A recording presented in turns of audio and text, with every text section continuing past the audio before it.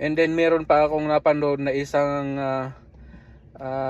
TV station. I don't remember kung anong TV station 'yun.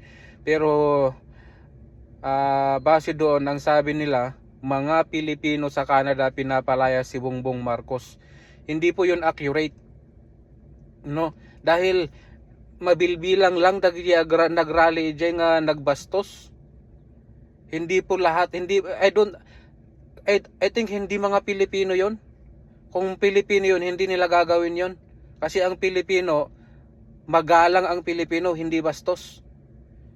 Pero yung ipinakita nila doon, ugaling hindi Pilipino. I don't know kung anong, siguro tawagin natin sila na kampon ni Duterte. Kasi obvious naman, may nagsisigaw pa nga na Duterte, Duterte. Ay nako. Ano? Isang kabastusan po. Yung news na yon, hindi ko alam kung anong station yon. Hindi po accurate. Hindi, wag ninyong gamitin ang Pilipino. Tawagin na lang ninyo yung grupo ng mga Duterte pinapalayas ang presidente Bongbong Marcos. Ganun na lang ang gamitin ninyo. Wag naman Pilipino. Kasi pag ginamit ng Pilipino, parang lahat na ng Pilipino dito sa Canada ay ganun ang ugali. Pinapalayas ang presidente. Be specific na lang, gamitin ninyo ang pangalan ng grupo.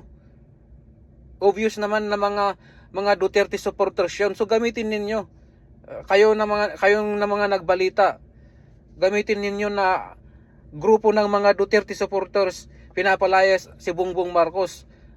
Para maliwanag, wag ninyong gamitin ang word na Pilipino. Dahil hindi po accurate 'yon, hindi po lahat ng Pilipino ay nandun. Sabi ko nga, hindi ganoon ang ugaling Pilipino. Ugaling Duterte yung pinakita nila, kabastusan. Si Duterte ang bastos. Nagbastos ni Duterte. I'm sorry, but yun talaga ang kuwan ko sa kanya, ang aking impression kay former President Duterte. Bastos. Inamin naman talaga niya, on national TV na siya ay bastos. So, hindi accurate po na mga Pilipino ang nagpalayas sa ating presidente.